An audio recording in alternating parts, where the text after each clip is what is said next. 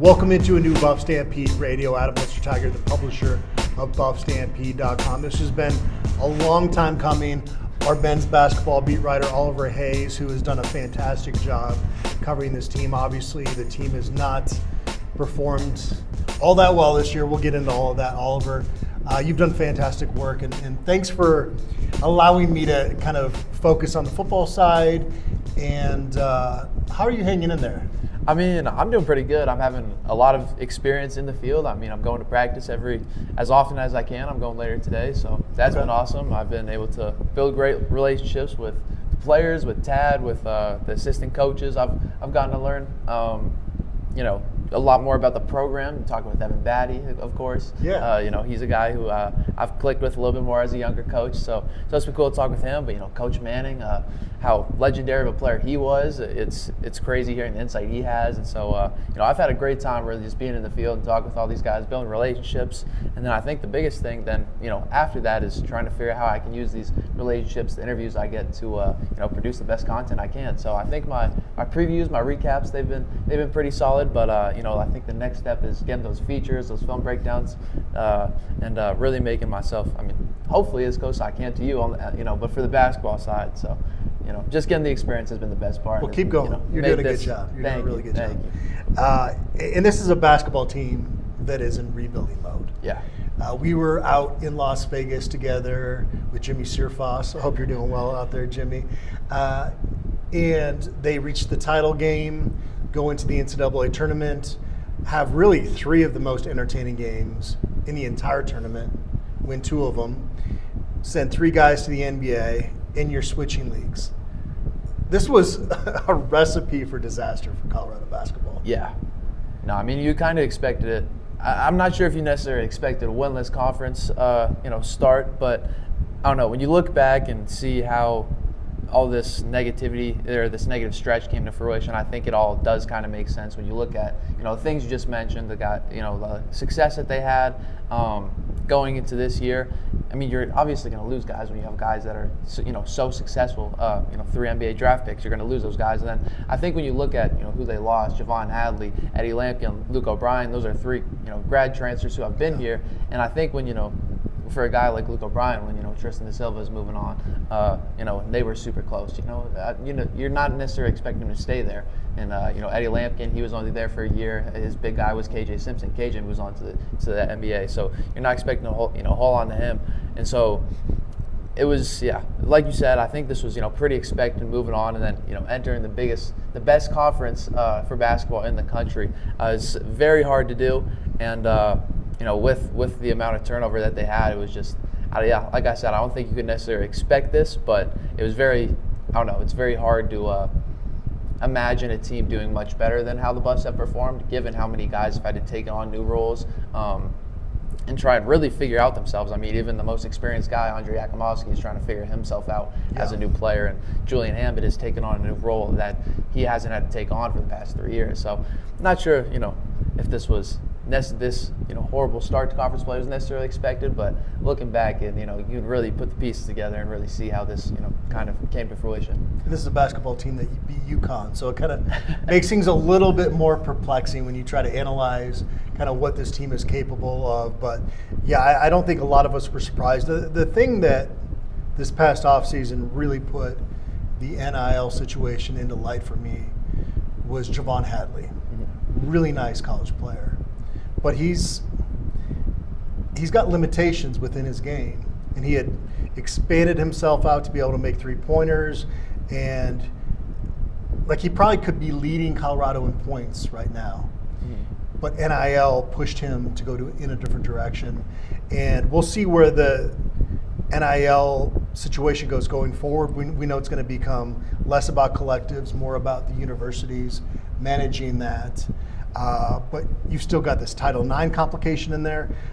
For me, Colorado basketball will be solid, even in the Big 12, if they're on any type of level playing field. But they're not right now. Mm-hmm. Yeah, no, I think you definitely see that, especially in the transfer portal.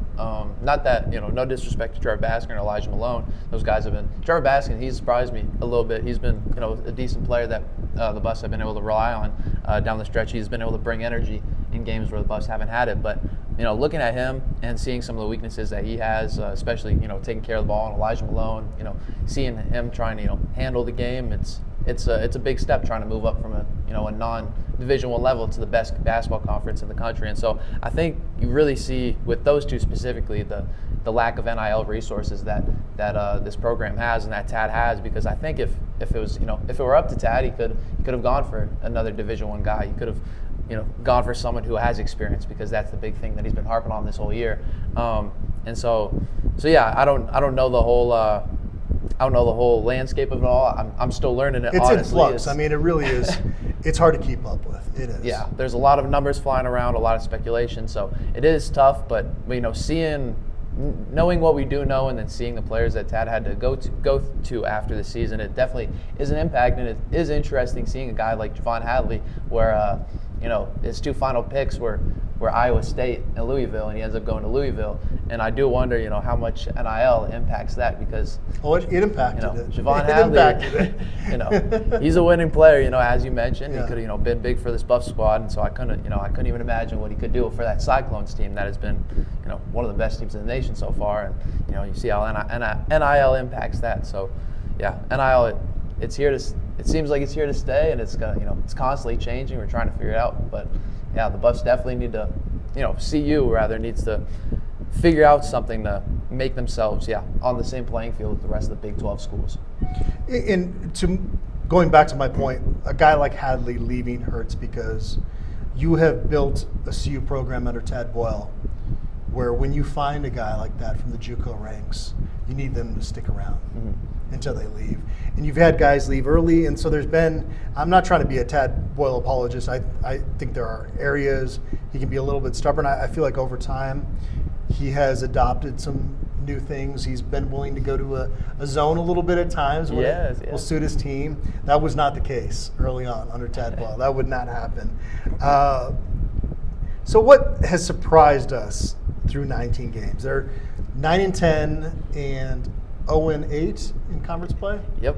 We're just reached 0-8, so I think that's the first 0-8 start since the early 90s. So we're starting Tad Boyle's tenure here, but I think the biggest surprise to me is something that Tad has kept saying pretty much since the beginning of conference play is a lack of improvement.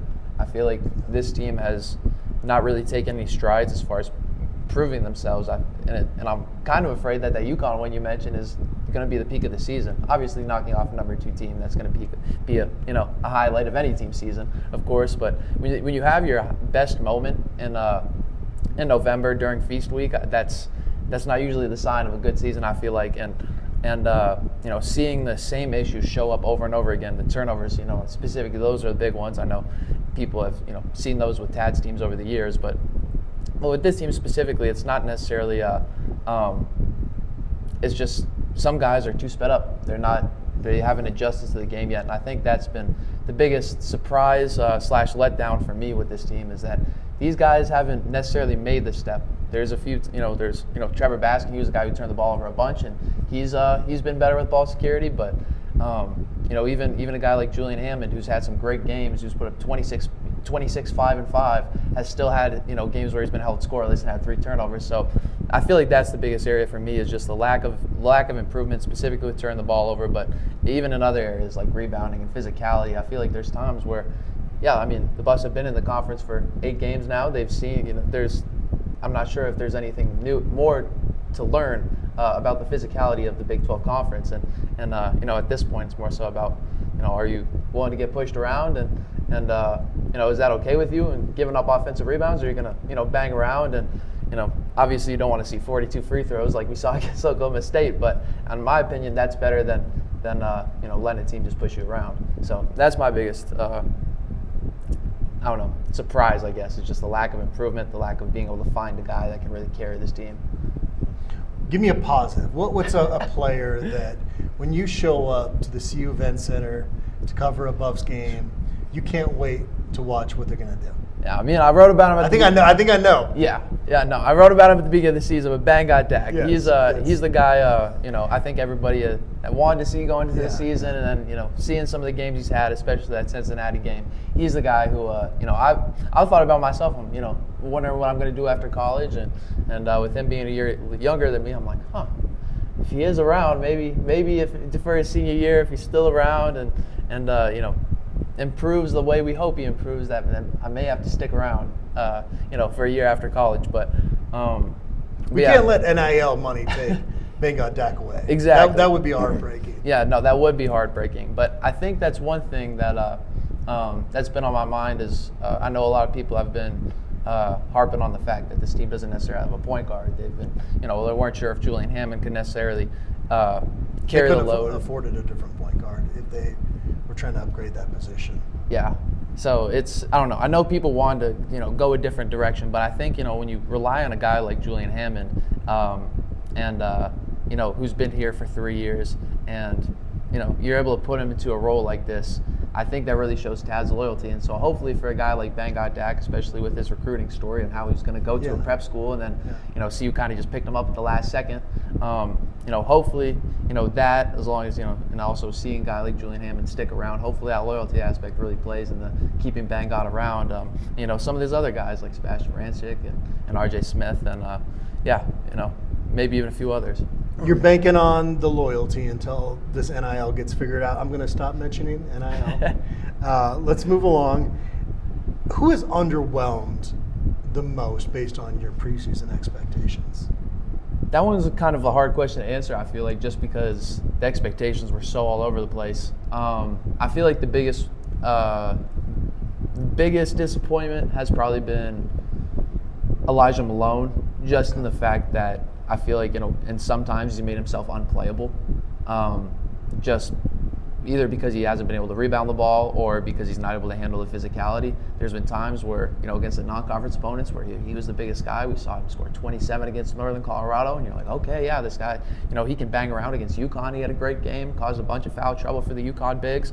But this most recent game against Arizona, you see in moments where he gets fronted and he's getting fronted by a guard, and he's not able to get around and move around. And so there's times where he's really just become unplayable in some of these moments, in some of these bigger games, and it looks like the game kind of is too much for him sometimes. And so I feel like as far as general disappointment, probably him, even though it's somewhat expected. Seeing a guy jump from NAIA to Division I basketball, you don't see too often. But I think after that, I would have to say Andreyakimowski scoring the. I have to see exactly. We saw him practice a couple times together in person, and you've been around the CU Event Center to watch more practices. When I've seen Yakimowski, he's been lights out shooting the ball.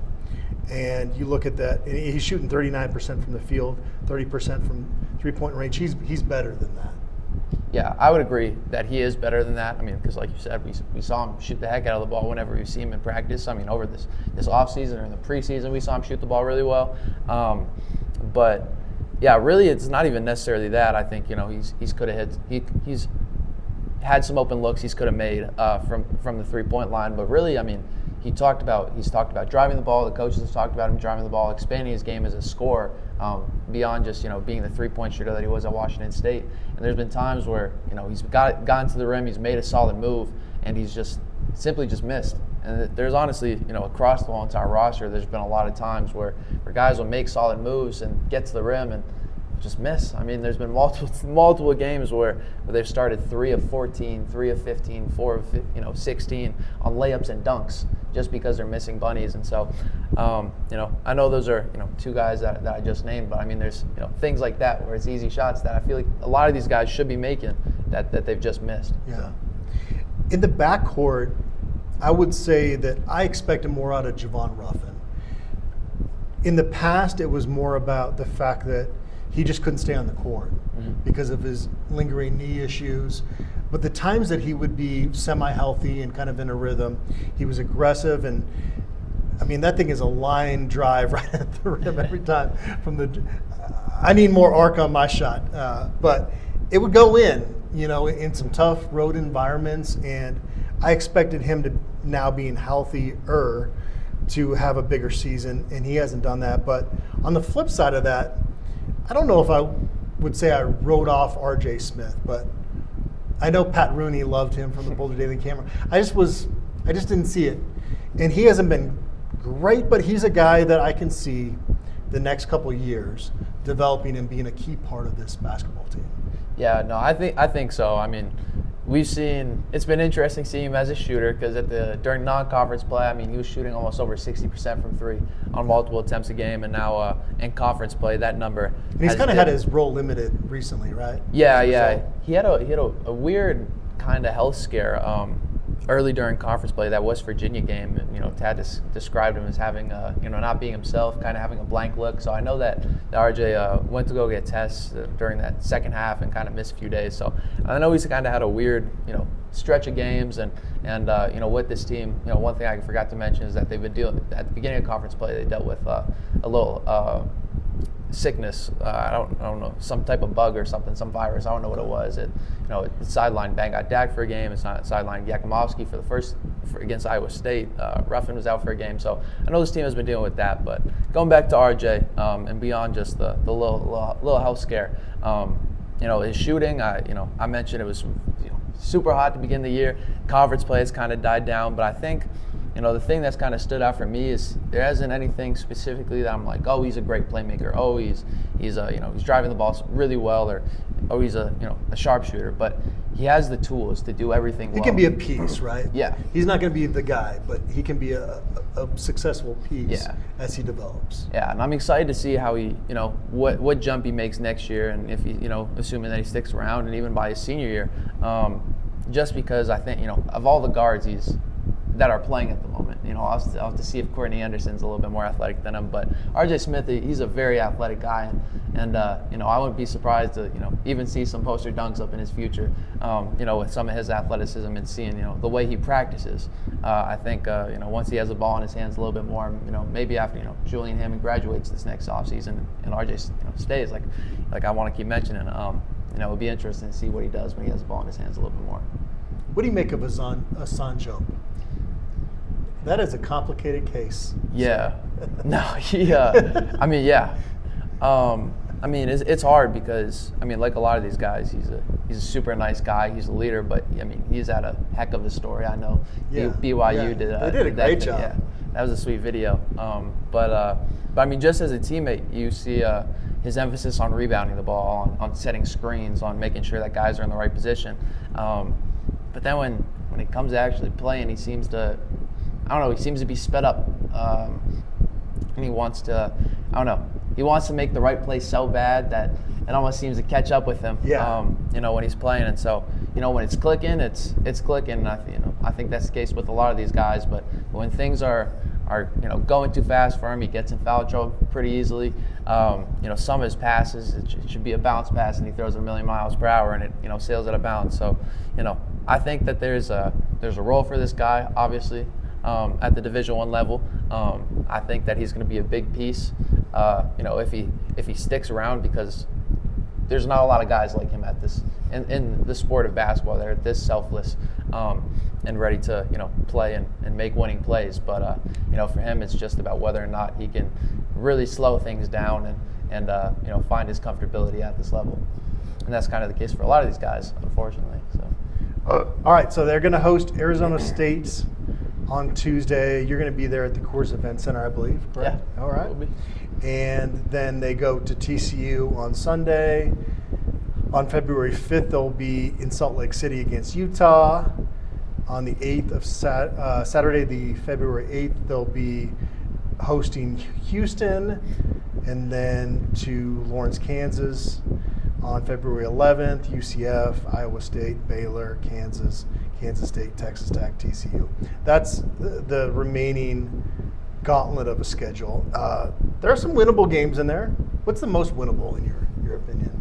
My opinion, UCF at home. Okay. Obviously, that was a close road game, but I think just with the sloppiness that the UCF plays with, it's on par with the Buffaloes, and I think with how close that game was in Orlando, Coming to Boulder, seeing them a second time, I think the Buffs can pull that one out, especially if they're both teams are able to kind of muck up the game and play an ugly one. I think the ugly ones are going to be more in CU's favor than a clean game that's full of execution. So that's the game that stands out to me. But there are a few others. Like Arizona State. That's one I wouldn't be surprised. I know the Buffs lost by 20 in Tempe that earlier this month. But like I said, seeing a team a second time, that's always much better. I mean, we saw how much closer the Buffs played Iowa State.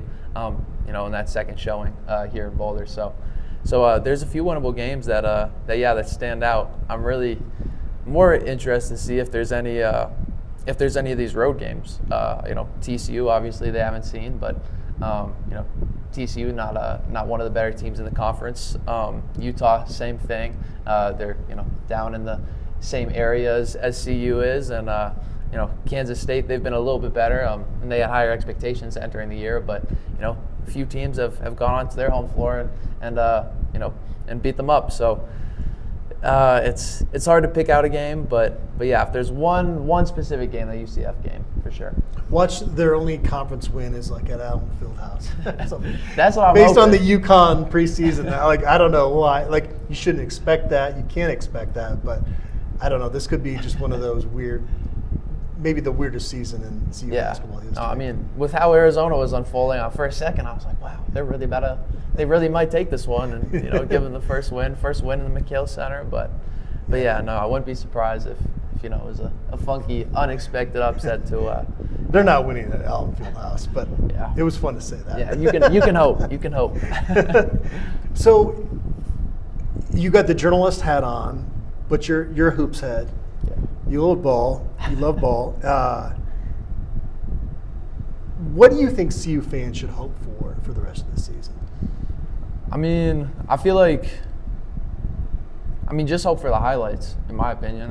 Bangui Dak, he's the one that I mentioned earlier. I think, he's the biggest highlight producer on this team. In comparison to everyone in the nation, I'd assume that he's up there for the potential of highlights. With his frame and athleticism, it's absolutely insane. He's got the quick twitch. Yeah, he does.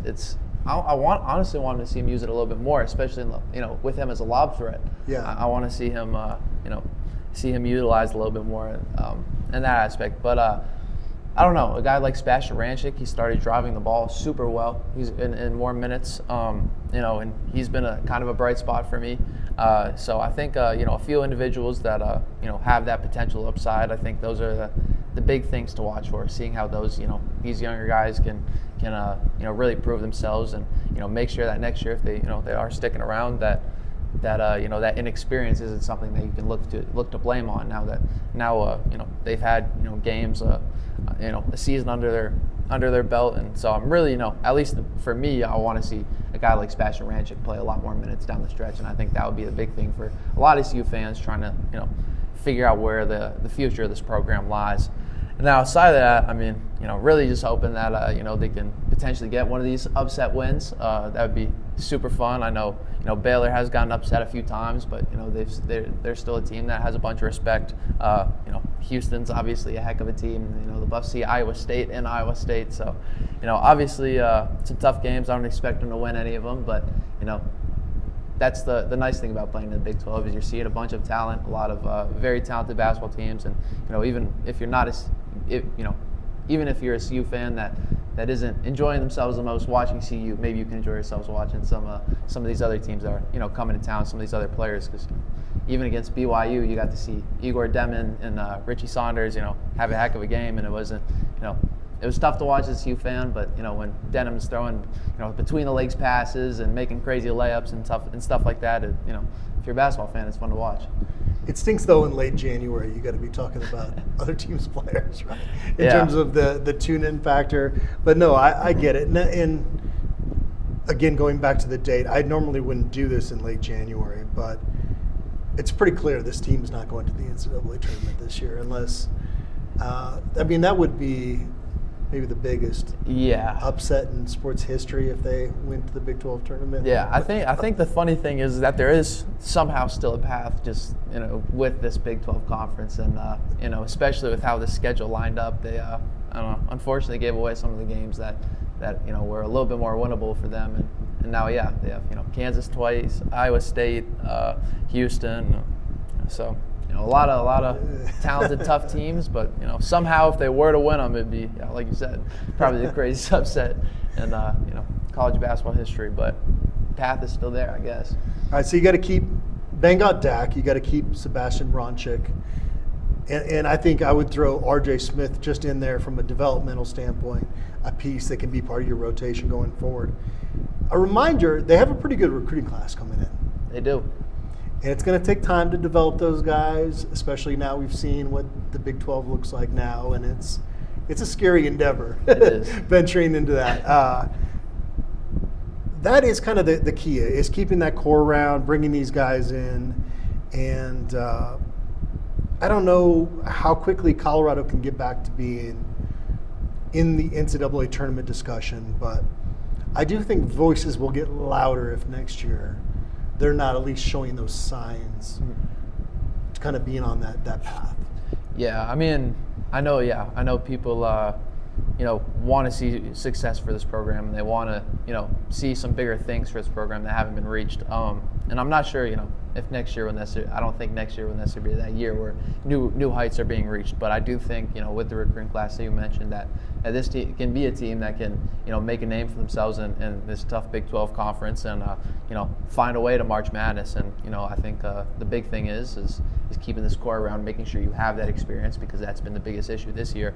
But yeah, really seeing how this recruiting class comes together. I think the biggest thing for me is this recruiting class is heavy on their guards. I'm excited to see how with a guy like R.J. Smith, how R.J. develops, but how solid are these guards right away? A guy like Josiah Sanders, who who you've beaten in one-on-one basketball before. Yeah, no, I mean, for the viewers, we both grew up in the same town.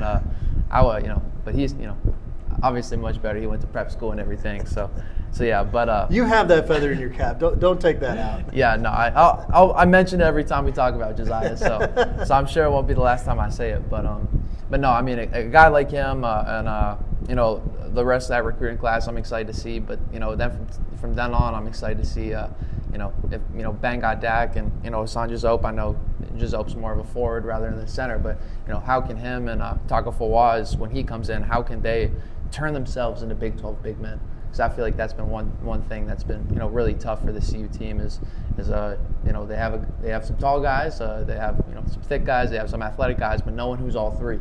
And a lot of these Big 12 centers have all three, and I'm excited to see how Taco Fawaz specifically comes in and what he can do as far as inserting himself into this conference. So. Like I said, you've been covering the Buffs before. You came on BuffStampede.com, started doing our game stories, previews. What has your experience been like covering this team as a young journalist? Kind of share the highlights, the lowlights, and what this has been like for you. Yeah, no, I mean, it's crazy. I was thinking about it last night. I think one of the first questions I asked was about Joe Hurlburt. Which was just, I don't know, made me laugh just because, I mean, no offense to Joe Hurlburt, but there was no way on last year's team that he was ever going to get minutes. And so it just makes me chuckle, thinking about the fact that was one of my first questions to Tad Boyle, if not my first one. But no, I started covering this team on and off my freshman year.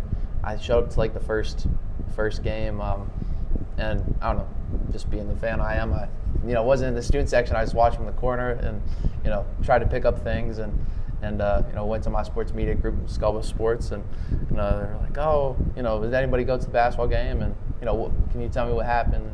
And, I just started talking. Like, oh, I think you should be the one to hop in the live show and talk about it. And then kind of from then on, I tried to get games and got a few more games the rest of that year. And then sophomore year, I covered every single home game. Showed up and went to all the away games and the Pac-12 tournament, like you said. So the Pac-12 tournament was probably the highlight of everything. Even though they lost that championship game, which is tough. I mean, but it was super cool being out there.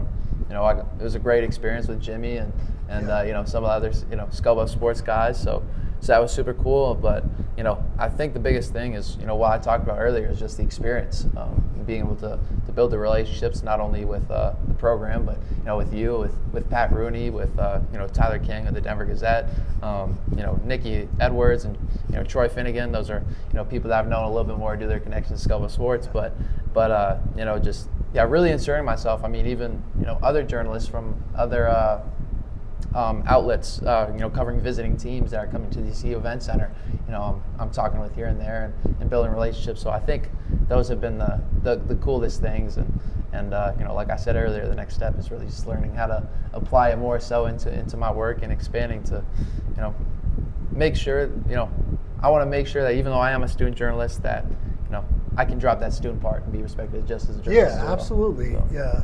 And your work your age doesn't necessarily reflect the limit on how good your work can be, right? And it's all about getting those reps, and you're doing that. And I can tell you, you're way ahead of where I was at this point in sports journalism. So keep that going. You were also at Bill McCartney's Celebration of Life event. We both got a chance to attend that. And as we close out, I just, as a younger CU student, like what did you know about Bill McCartney, and then what was your takeaway after covering that event? Yeah, so as a Colorado native, this is my Colorado knowledge has never been too good, admittedly, and then so it wasn't until my brother came here, in 2018, that I started to learn a little bit more. But with the where the football program was, and also not being as big of a football fan, I admittedly didn't know too much about Coach McCartney and even the CU football program and some of their successes. And so over this since I've gotten here, I've gotten to CU. I learned about Coach McCartney and who he was and his impact beyond just football. But I really got to learn about just truly how impactful he was to individuals beyond just what you hear. You got to see obviously how he impacted his kids. That's an obvious one, but you got to see how he impacted his players and the different people that spoke. Like Riley Washington. Hearing the stories that Riley had to tell us. The one that stood out to me was their trip to South Africa, and their how Coach Mack was watched the feet of the preachers and how impactful that was to the people of South Africa who were going through what they're going through at the time that Coach Mack visited. And so like I said, I admittedly didn't know too much, but between being here and kind of learning things, with being within the CU sports community, obviously watching that great 30 for 30, you learn a lot about him there. But being at his celebration of life, I don't think there's any better way to learn about a human than being at their celebration of life. But also just seeing the pure raw emotion from the people that spoke, and even some people that didn't necessarily speak in front of everyone. Just like Darian Hagan, he didn't speak in front of everyone, but we were able to talk with him at the end, and it's, for me, I'm like, oh my God, it's Darian Hagan right there, like that's crazy. But but then also you hearing about his perspective and his journey, his individual experiences with Coach Mack, it really tells you about who the type of person that Coach Mack was and what he did for CU and this community. So. Yeah, Darian's assistant coach at San Diego State now, but he'll always be a Buff. Yeah. He can't escape that even if he tries. No, that was great stuff, Oliver. Appreciate you, and keep up the good work. And we'll see if the Buffs can get one of these conference wins here. Yeah, hopefully. Hopefully tomorrow, like I said earlier. So, but thank you for having me on. I appreciate it. Thanks, Oliver. Yeah, of course. And I appreciate all of you for tuning in.